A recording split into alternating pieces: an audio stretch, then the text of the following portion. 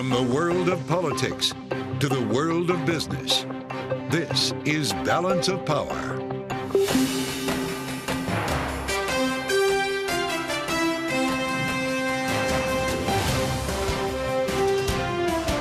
Live from Washington, D.C.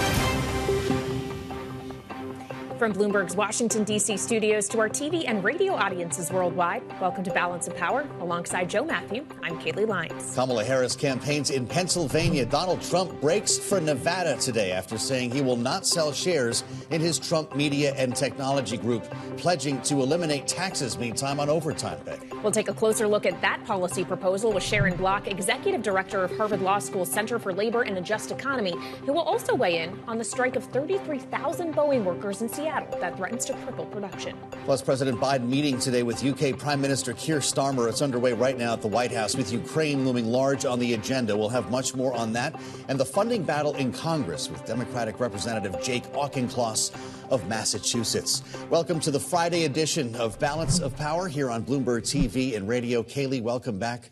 We're following former President Trump as he heads to Nevada later today. Vice President Harris also in a swing state, this time Pennsylvania, as both candidates highlight the importance of the narrow lane on the map that faces both of them. Yesterday afternoon in Tucson, Donald Trump floating a new campaign promise: no taxes on overtime.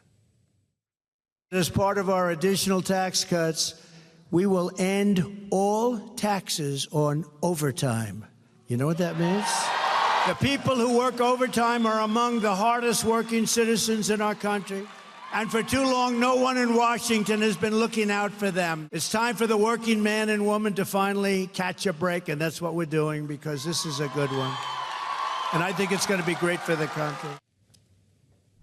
This is where we start our conversation with Bloomberg's Mario Parker. Covers politics for us here in Washington, having covered the Trump White House. Great to see you, Mario. We're getting these steady drips. It was no taxes on tips last time he was in Nevada. Now no taxes on overtime. You have to clear through a lot of rhetoric and a long speech to get there. But is this part of the strategy to slowly dole out ideas like this as we make our way to November? It's part of the strategy to slowly dole out ideas. It's part of the strategy to appeal to blue-collar workers, and it's part of the strategy to turn the page on a disastrous debate performance earlier this week as well. Wow. So it's a trifecta of sorts for the former president here with this rollout. Well, of course, it's not just policy the former president is talking about in his campaign appearances or on the debate stage, for that matter, where he raised Springfield, Ohio, and the idea that Haitian immigrants, are eating dogs. He said this at his Los Angeles event earlier today when asked if he would visit Springfield, Ohio. We will do large deportations from Springfield, Ohio. Large deportations. We're going to get these people out. We're bringing them back to Venezuela. We're going to have the largest deportation in the history of our country, and we're going to start with Springfield and Aurora. Now, it is worth pointing out, Mario, that many of the people that are being talked about in Springfield are here legally. They are immigrants to this country, and Haitian, not Venezuelan. But this comes at a time in which President Biden is criticizing Trump's rhetoric, saying there's no place for it in America, and yet he continually seems to be doubling down on this. No, and this goes to some of the echo chamber of the far-right media stratosphere, right, that we know that the former president likes to indulge in. Some of the folks who are around him, that's been reported on this week as well, within his immediate circle. Listen, when you're in that type of bubble and you're under duress, those are the type of things that come out. If that's those are the type of things that you've kind of been feeding yourself, if you will, right? We know that he has a propensity to delve into conspiracy theories. His political career was on the back of the birther lie, right, about former President Obama. Now you're saying even Republicans take him to task. The poetry and the symmetry of this all is that his campaign says that Ohio, with the train derailment, was a turning point for his campaign. And at this point, Ohio may very well be the thing that's souring him with independent voters. What's the Harris campaign doing with all of this IP that he's leaving on things like eating animals in Springfield, executing babies after they're born, conducting sex change operations on kids while they're at school without the parents knowing, things that are clearly not actually happening in states around the country. They've got a very savvy team when it comes to social media, when it comes to community outreach. What are they doing with all of this? And going back to the whole point about symmetry, right? The fact that Donald Trump won the first debate is because he let Joe Biden speak. You're seeing Harris do that now. She did that at the debate earlier this week as well. And now her team just essentially just amplifies what the former president is saying. For the longest time this year, Democrats just couldn't figure out a way to stir the angst with Americans on what life under Donald Trump was like, right? Some of the drama there. And now you're seeing it at a crucial point in the election cycle. Indeed. All right, Bloomberg's Mario Parker, thank you so much, as always, for joining us. Now, also at his event in Los Angeles, Trump said he has no intention of selling shares of his media company, Trump Media and Technology Group, the parent company of Truth Social, once the blackout period ends. No, I'm not selling. No, I love it. I mean, I use it as a method of getting out my word. When it opened, it went way high, but then the SEC gave us nothing but problems. We had to go through a long, long process with the SEC. But people think that I'm leaving. That's why they're down, because if I leave, it's different if I leave. But I'm not leaving. I love it. Trading of DJT was halted for volatility twice after the stock shot up on his remarks. It closed 12% higher on the day, Joe. Meantime, Congress has left town for the weekend without addressing the government funding deadline looming at the end of this month. They came back for a couple of days. They have little to show for it. The House did pass a series of bills aimed at China this week. Let's bring in Bloomberg's Megan Scully for more on this. Megan leads our congressional coverage. Messaging bills, we call these. How about the real business at hand? We have no plan to fund the government right now. That is true. But we are still only in mid-September, and they like to do these things at the last moment. That's a ways off. Wait, we've plenty of time. 18 days from now. Some of this legislation, though, that passed this week was actually somewhat interesting, particularly a bill that was called the Biosecure Bill, which essentially, our own analysts here at Bloomberg Intelligence, give a 70% chance of becoming law. So it's more than messaging. And this is kind of the next iteration in the TikTok playbook, where they're essentially going after Chinese biotech companies and their U.S. subsidiaries. And preventing them from having any kind of contracts with the government, which is incredibly lucrative in this area. Yeah. So, I do think that could become law this year, and it might be sort of the next evolution in this push in China, this push in Congress, which is bitterly divided, but they do seem to agree, at least the vast majority, on this one area, which is China. Yeah, very few areas of bipartisan compromise, but maybe being hawkish on the second largest economy is one of them. If we could just think about the way all of this plays electorally, it is, of course, happening in the context of an election year and when they're trying to keep hold of the House, if you're Republicans, and also trying to flip the Senate. The Cook Political Report this week made a change to one of those Senate seats. Montana now leans red, not a toss-up for the incumbent Jon Tester. Does that make it all but a given Republicans flip the Senate? Not yet. There are several sort of interesting states to be watching. First of all, I would not count Jon Tester out just yet. He is down in the polls, but Montana is a notoriously difficult state to get accurate polling in. Tester is a longtime incumbent. He's brought billions of dollars in federal funds to the state. So I would not count him out. It doesn't look good for him. And Trump is, of course, going to carry Montana pretty easily. But abortion is on the ballot. That could work in Tester's favor. We'll see. But if Democrats lose Montana, then and all else remains the same, then they do lose the Senate. But there are some other interesting races percolating. I've talked about Florida, for instance. Texas is always kind of a long shot for Democrats, but it is looking more and more competitive. And Nebraska, interestingly enough, is a state where I'll be keeping a close eye on that Senate race. It is an incumbent, Deb Fischer, who's a Republican, running against an independent. Of course, not a Democrat, but that independent, were he to win and caucus with the Democrats, would give them a pickup seat, which, if they lost Montana, would offset that. Great analysis for where we are. I spoke earlier with Jessica Taylor from the Cook Political Report, who changed those ratings on Montana. And writing more broadly, Republicans are now in an even heavier favorite to win back control of the Senate, regardless of the result at the top of the ticket. The Kamala Harris effect only goes so far for Democrats, certainly in red Montana. Bloomberg's Megan Scully, thank you so much. Coming up on Balance of Power, much more ahead as Democratic Congressman Jake Auchincloss of Massachusetts joins us. We'll talk more about the funding battle on Capitol Hill and the battle over the use of weapons in Ukraine. It's next on Balance of Power on TV and radio.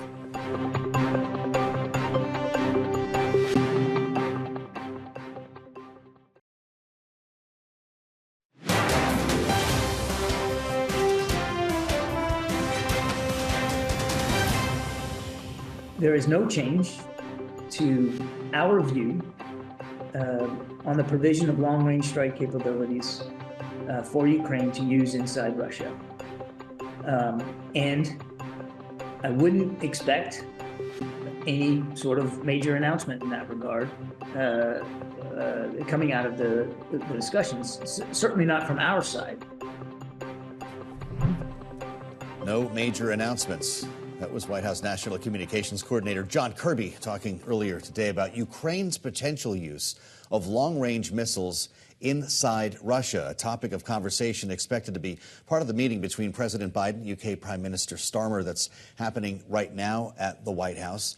Joining us to get into this and some other issues, Democratic Congressman Jake Auchincloss of Massachusetts. Welcome back, Congressman. It's good to see you, as always. There's been a louder debate over the past couple of days here. We're seeing even a split among some Republicans who disagree with Donald Trump on this, that it's time to loosen the restrictions, let go of the reins, and allow Ukraine to use U.S.-provided weapons offensively against Russia. Do you agree? Yes, and I've been saying it for months. We need to remove the handcuffs from Ukraine so that it can fight back and position itself to win this war. I mean, if the United States had to wage World War II with these kinds of restrictions in place in our own aerial bombardment campaigns, we would not have won World War II. Putin is funding his invasion of Ukraine with his oil revenues. And if we authorize Ukraine to use F-16s and ATACMS to strike oil refining capacity, particularly the 4 plants around Moscow that account for a fifth to a third of all Russia's oil refining bandwidth, we can severely impair Putin's ability to fund his war economy. So if that's true, Congressman, then what reason do you see the administration maybe holding back on this? What's the worst that could happen here?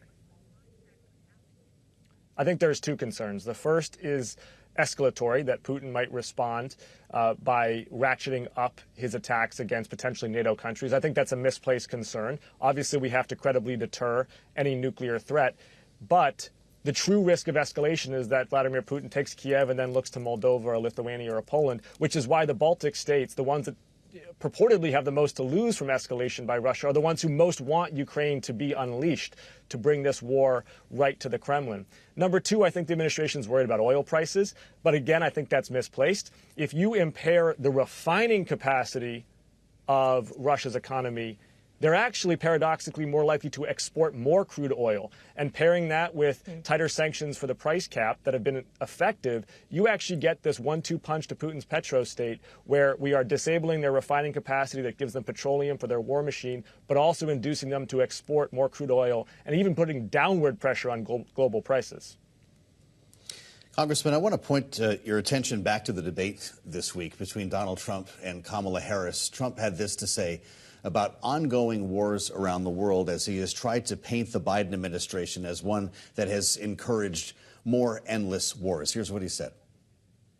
We have wars going on in the Middle East. We have wars going on with Russia and Ukraine. We're going to end up in a third world war, and it'll be a war like no other because of nuclear weapons, the power of weaponry.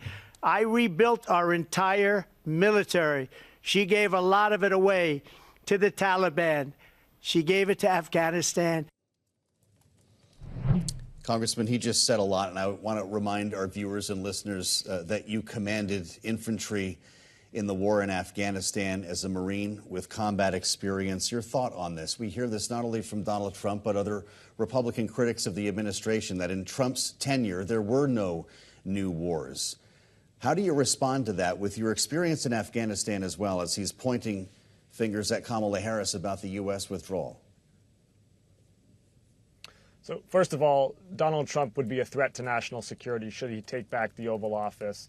And that's not just my opinion. That's the opinion of his former vice president, his former defense secretary, his former chairman of the Joint Chiefs of Staff, and his former national security advisor. They think he is unfit to be commander-in-chief, partially because he was so roundly out-negotiated by the Taliban in Doha, setting the stage for the challenging decisions that Joe Biden had to make in ending America's endless war. Now, you mentioned I served in Afghanistan. I did, and I saw the mistakes in a nation-building exercise. I also, though, served in Panama as the head of a special operations mission that trained Panamanian public forces. I saw the efficacy of using U.S. military might to train and empower host countries. That's what we're doing in in Ukraine. That's what we're doing in Taiwan. That's what we're doing with South Korea and Japan. That's what we're doing in the Middle East with Israel. We are empowering other democracies to fight for their freedom and against terrorist actors, particularly the axis of Iran, China, and Russia. That is the highest leverage application of U.S. military might, and that's what I expect Kamala Harris would continue as commander-in-chief. Congressman, in our final moment with you, I would like to focus on one of the adversaries you just mentioned. That's China. The House, where you, of course, sit on the China Select Committee in particular, passed a suite of bills as part of China Week this week with, of course, a government funding deadline just 17 days away. Congressman, I know that being hawkish on China, countering China is an area of bipartisanship on Capitol Hill, but is that really the best use of time right now? They weren't hawkish bills. They were messaging bills for Speaker Johnson. If he wanted to be thoughtful about outcompeting China, we would have done de minimis reform that would have closed some of the loopholes they're using to evade our customs regime. He would have done fentanyl legislation. He could have done investments in U.S. science, education, and workforce enterprises so that we have the tools and the people to outcompete China in technology and economics in the 21st century. He did none of those things. Instead, he put meaningless headlines up for his frontliners to vote for. It was a waste of an opportunity. All right. Democratic Congressman Jake Auchincloss of Massachusetts, thank you so much for joining us, sir. We appreciate your time. Coming up, our conversation with David Rubenstein, the co-founder and co-chairman of the Carlyle Group and host of peer-to-peer conversations here on Bloomberg, about his new book on the American presidency. That's next on Balance of Power on Bloomberg TV and Radio.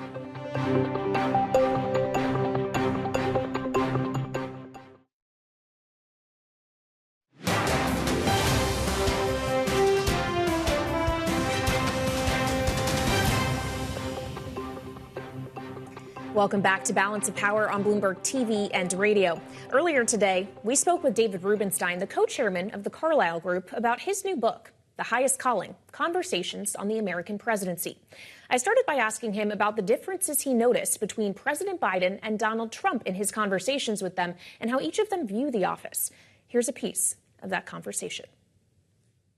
They do have different views on it and how they do it. I interviewed both of them on separate interviews with Joe Biden in the Oval Office for an hour alone. And I've known him for a long time, and I think he felt comfortable with me. And I've had a lot of interactions with him over the years. I've interviewed Donald Trump before. In this particular case, he was getting ready for a trial, and so it wasn't exactly in the Oval Office that I was doing it. But I had dinner with him not too long earlier and had gotten ready for the interview. And they both have different perspectives on the job, and I might call it the highest calling because this is clearly the most important job in the world. Since Woodrow Wilson went to Paris to negotiate the Treaty of Versailles, it's been clear the President of the United States is the most important person in the world, with very rare exceptions. And so you have to say to yourself, why do people want that much responsibility, you ask in the beginning? And think about it. John Kennedy was assassinated. Lyndon Johnson driven out of office. Richard Nixon was in fact had to forced to resign. Gerald Ford lost re-election. Jimmy Carter lost re-election. Ronald Reagan was almost assassinated. George Herbert Walker Bush not re-elected. So you have to say, why do people want to put themselves through this? And to be president, you have to now spend 2 years campaigning, bad food, no exercise, no family contact, and it's not a wonderful thing to do. But the reason is that people who are ambitious say, I want to do something to help my country, and I want to show that I've done something useful for society, and it's the ultimate job in the world, for sure. Then after that big fight, you get there and you realize the golden bars surround you. You talk to both Joe Biden and Donald Trump, and I'm compelled, I believe on 2 pages facing each other, Donald Trump talked about the loneliness. You asked him, what is it like to be in the White House? The loneliness. You asked Joe Biden, is this as fun a job as you thought it was going to be? He said, fun is not the word that I would use. Maybe they have something in common there. Well, every president thinks it's lonely because in the end, every major decision that the federal government has to make, and when it's difficult, it gets to the president because it was easy to make a decision about something they would have gotten decided by somebody else. Yeah. So it's lonely, and it's said to be a very lonely job. And what Donald Trump was referring to is that in several holidays, the government was more or less shut down. He had to stay there to wait for the government to open up and maybe sign a bill. So he didn't go down to Mar-a-Lago for, I think it was 3 of the 4 years he was in the White House alone during the holidays. Christmas at the White House. Joe Biden has spent a fair amount of time there and long hours as well. One of the reasons presidents like Camp David is you can go there, you are with your family typically, but you don't have all the Secret Service watching you every second, and it's not quite the federal prison that the White House is often called by people. Ronald Reagan said it was the high water mark of the federal penitentiary system, because when you're in the White House, everybody watches everything you do. You can't walk around outside. It's a very complicated and lonely job. But again, many people spend time trying to get there, and a lot of people want that job. Well, and Joe Biden wanted to keep the job up until just recently. You spoke with him in April of this year, so he still was attempting to seek a second term at that time. Do you think the tenor of your conversation would have been different had he already made the decision to not seek re-election and endorse Kamala Harris? Probably, sure. He thought he was going to be the nominee of the party, and he wanted to be the nominee of the party, and obviously events unfolded. When history of this election is written, the two most consequential decisions, I think, will be Donald Trump's decision to do an early debate, because by doing an early debate, he in effect knocked Biden out, and therefore he now has an opponent that might be tougher. And Joe Biden's decision to ask for an early debate, because had he not had an early debate, and the debate was in September, October, it would have been too late to have him replaced probably. Yeah. So both of them will probably look back, depending who wins, and say, maybe I shouldn't have had an early debate. You can find our full conversation with David Rubenstein online or on the terminal. Of course, Kaylee, it was great to spend some time with him, and a fascinating book as he talked more about Donald Trump to try to get inside his head. And of course, they have a long relationship that goes certainly far before this campaign. What are you most worried about? He asked Donald Trump about the country. He said it was not China or Russia. It was the radical left, which is interesting to hear at this stage of the campaign with some of the rhetoric that we've had since this debate. Well, and especially when his opponents are casting the MAGA right as the biggest threat, threat to democracy as a whole. In the very republic, of course, the highest office of which is the presidency, as Donald Trump seeks it once again, trying to beat Kamala Harris, who, it is worth noting, in this book, 20 presidents discussed, all of them men. No woman has ever yet held the office, but Kamala Harris could be the one to change that in November. That's very true. He dedicated the book to Ted Sorensen, who he worked for, which I thought was really interesting. Of course, Donald Trump, John Kennedy's longtime writer and advisor, wrote the inaugural address, the "We Choose to Go to the Moon" speech. To think where rhetoric and the presidential campaign trail has gone since then is quite remarkable. Coming up, Boeing factory workers walk off the job. Why the union rejected a proposed contract with the plane maker, what it could mean for production delays next. We'll be joined by Sharon Block coming up on Bloomberg TV and radio.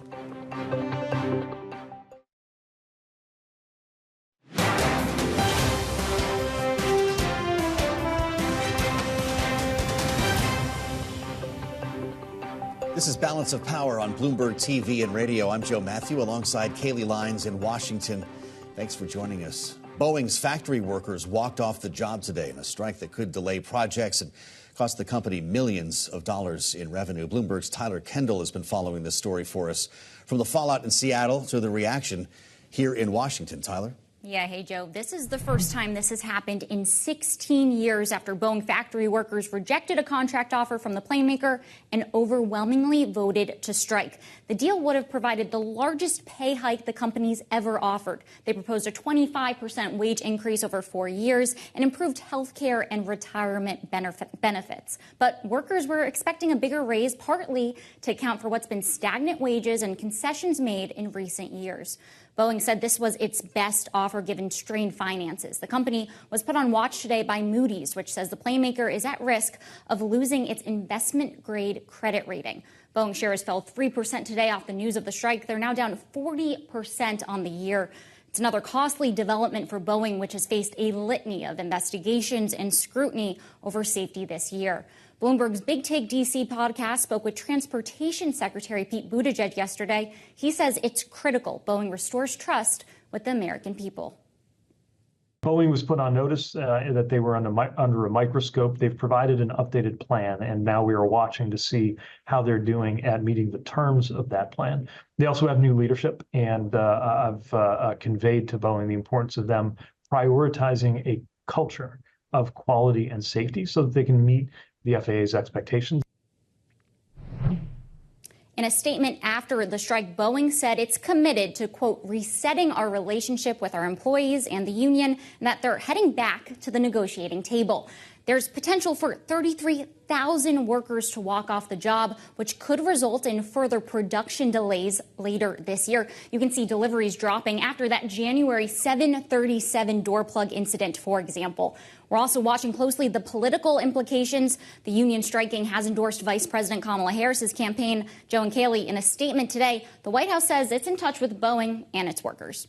All right, Bloomberg's Tyler Kendall, great reporting. Thank you so much. And we want to dig more into the implications of Boeing's worker strike for labor as a whole. We're joined now by Sharon Block, Executive Director of Harvard Law School Center for Labor and a Just Economy. Sharon, welcome back to Bloomberg TV and Radio. It's great to have you. Tyler mentioned there that this is a union. Boeing workers have indeed made concessions to the company in the past in times of financial difficulty, but arguably it is in dire financial straits as it is right now, threatened to be downgraded to junk in terms of its credit rating. So how much realistically is the union going to be able to extract in this scenario?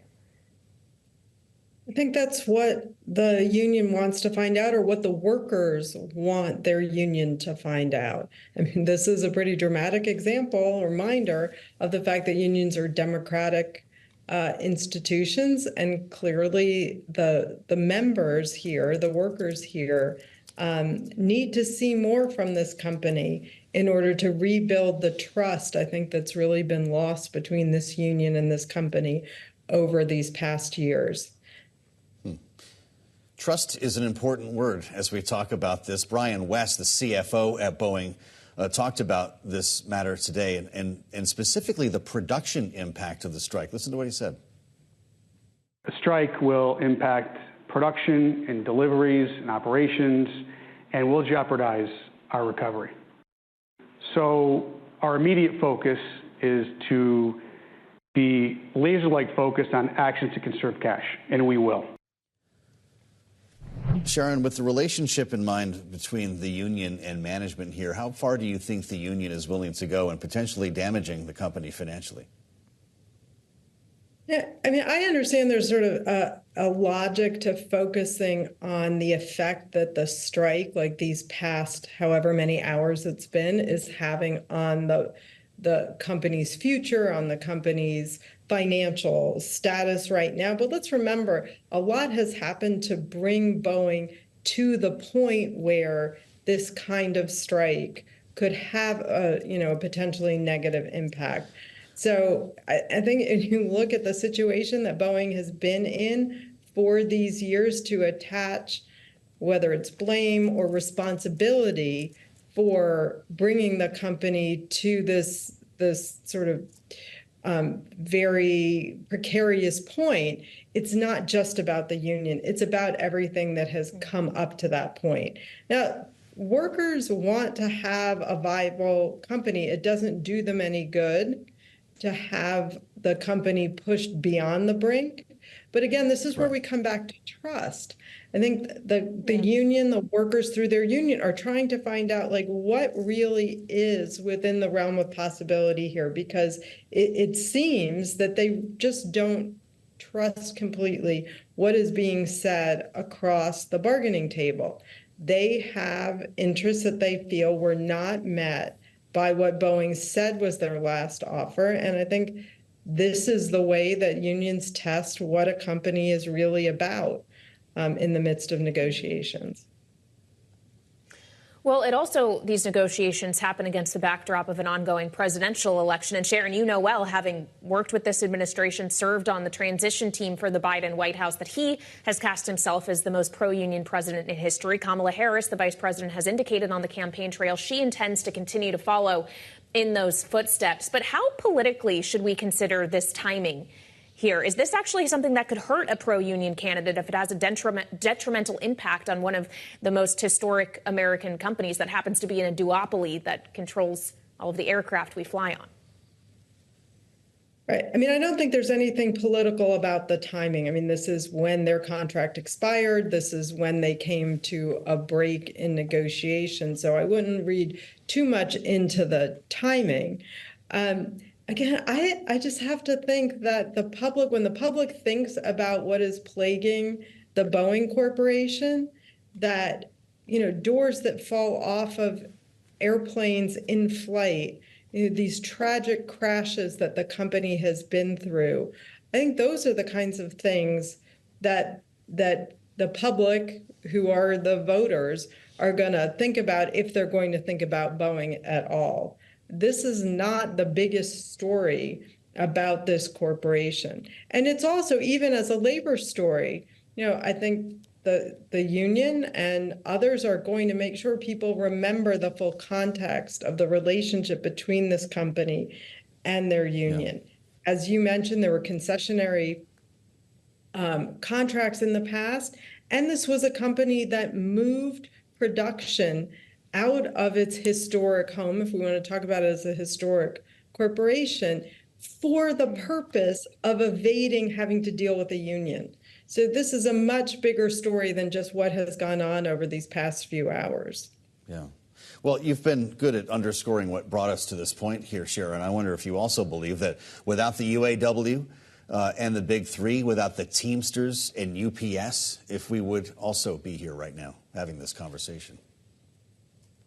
Hard to know, what the counterfactual, but I think there is a through line between all of these different strikes, which are workers through their unions saying, we're tired of giving.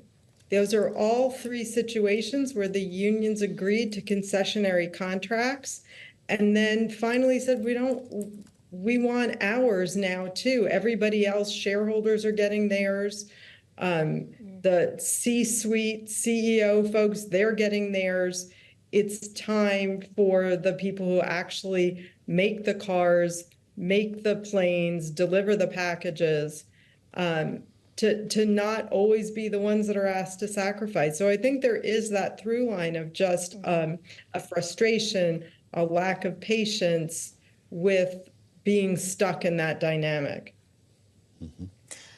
Finally, Sharon, I want to ask you about blue-collar workers, specifically those that work overtime hours, because yesterday, during a campaign event in Arizona, Donald Trump made this announcement. I'm also announcing that as part of our additional tax cuts, we will end all taxes on overtime. You know what that means? Think of that.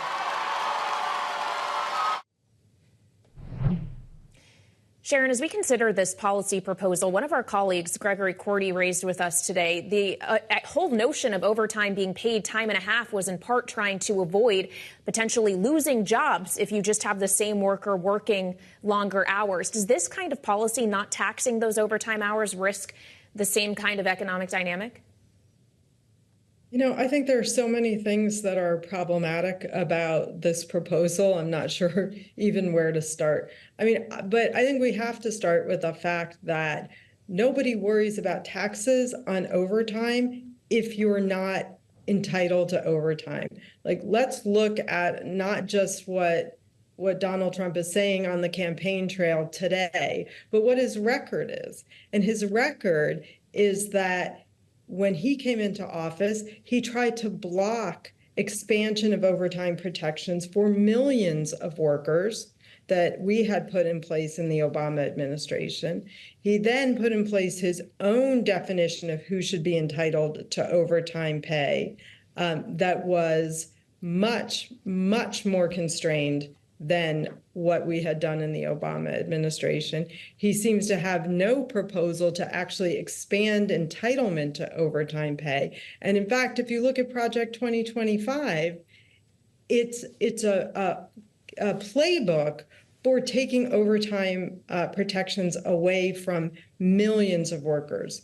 So I think let's talk about who gets overtime before worrying about what the taxes are on that overtime. And so I just think this is an area where the former president just has no credibility in terms of caring about people who rely on overtime to be able to put food on the table for their families. Sharon, it's good to have you back. Sharon Block, Executive Director at Harvard Law School's Center for Labor.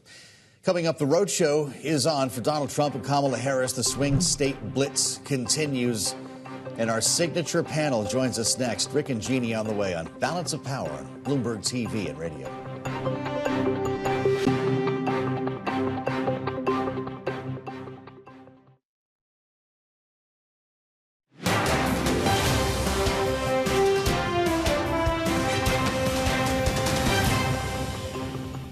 Fallout does Donald Trump have to take from his decision to not engage in the debate? Could he get baited by Democrats calling him a coward or a chicken? Donald Trump has usually been pretty effective in being able to spin things in his favor. And so the excuses that he's made for not wanting to debate by declaring himself the winner and saying that only losers want rematches, has struck me as actually pretty contortionist in their point of view. Andra Gillespie, the political science professor at Emory University, talking with us on the early edition of Balance of Power, sharing whether she believes Donald Trump could change his mind, as some do, about another debate. Joining us right now, our political panel, our closers. Rick Davis is back, Stone Court Capital partner. Jeannie Shanzano, political science professor at Iona University and senior democracy fellow at the Center for the Study of the Presidency and Congress. They survived the debate with us, and they're back today. Where to begin here?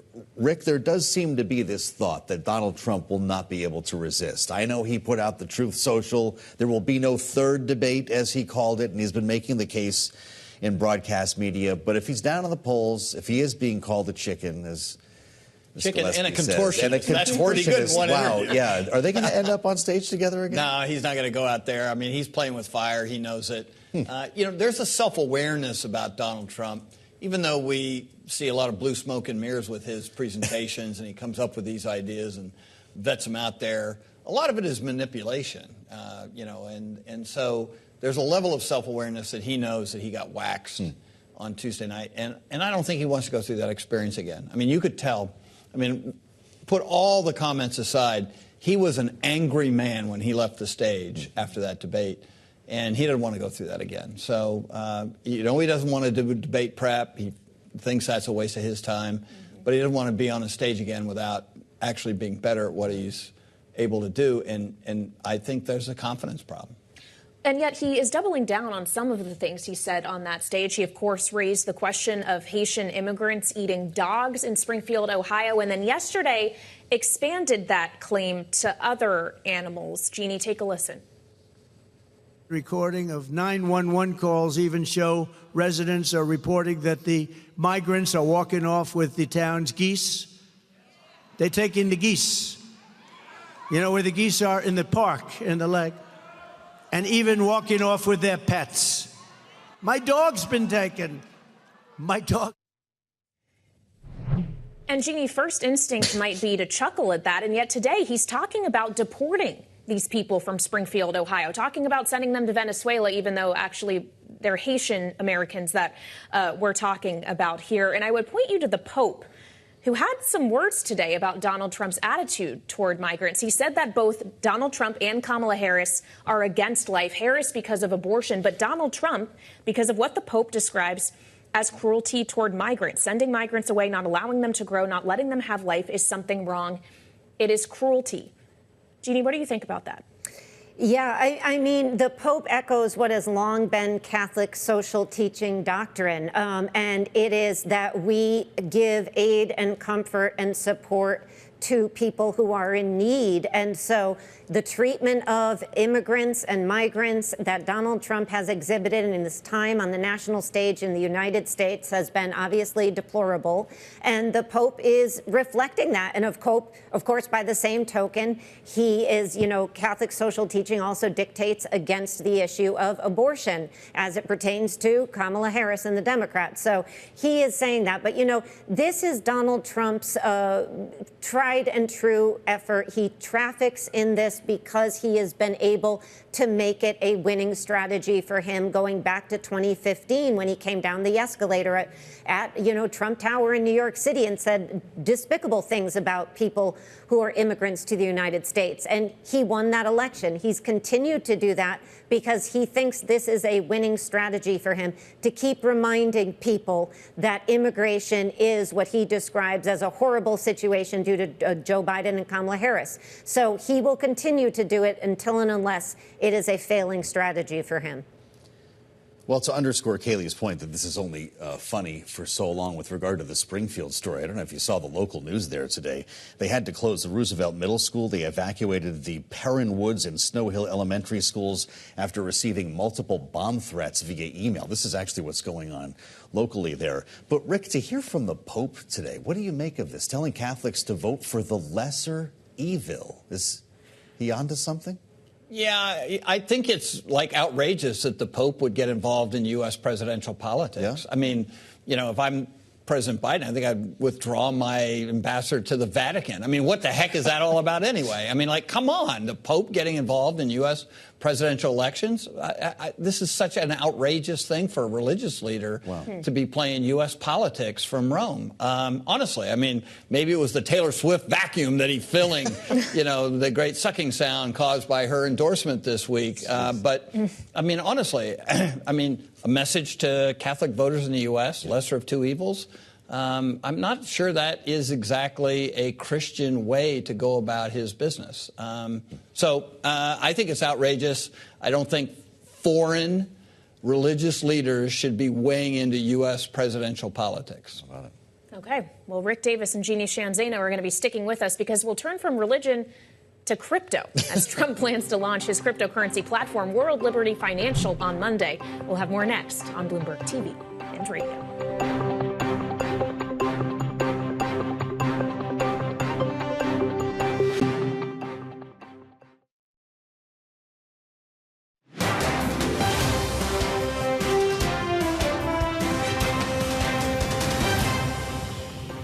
This afternoon, I'm laying out my plan to ensure that the United States will be the crypto capital of the planet. They want to choke you. They want to choke you out of business. We're not going to let that happen. That was part of a post that Donald Trump made on his Truth Social account just a few weeks ago, teasing a big announcement for crypto. It happens Monday. World Liberty Financial, a crypto business backed by Trump and his sons, is set to launch this Monday, 50 days out from the election.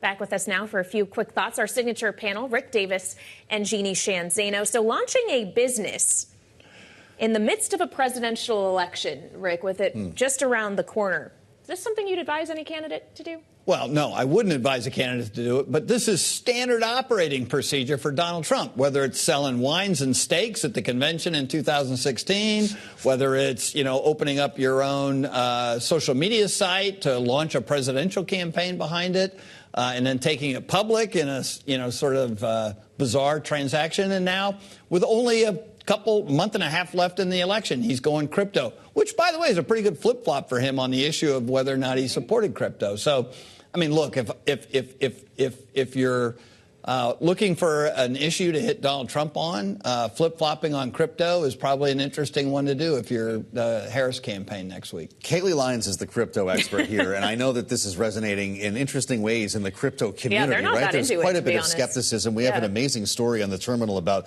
the dirt bag of the internet behind this project. But Jeannie, I'm just wondering about the doors that they're opening here. For potential vulnerabilities. Politico was reporting the X accounts of RNC co-chair Lara Trump and the former president's daughter, Tiffany Trump, were compromised. Hackers posted fake links to a website for this crypto project. What are we in for here? I don't think that we know. I think it was really interesting, the message he posted on Truth Social about the average American being devastated by financial institutions and big banks in this country, and then to link to the Telegram account of this, World Liberty. And as far as I know, we don't know what his relationship or his son's relationships with this organization is. We may know more on Monday. But the reality is, for a potential president, president to do anything, and this would be tied to the U.S. dollar. That raises a host of questions if he was to be elected president from just the ethical realm alone. Yeah, the stablecoin question is interesting here. He, of course, very against a U.S. digital currency, a CBDC, a digital dollar, but is also threatening on tariffs on countries that try to turn away from the dollar. He wants dollar dominance. But a lot of stablecoin advocates will say dollar-denominated stablecoins are the way you reinforce the dominance of the dollar. Either way, good day for crypto DJT stock. Did you see it? Yeah. Up 12%. He's not selling, he says.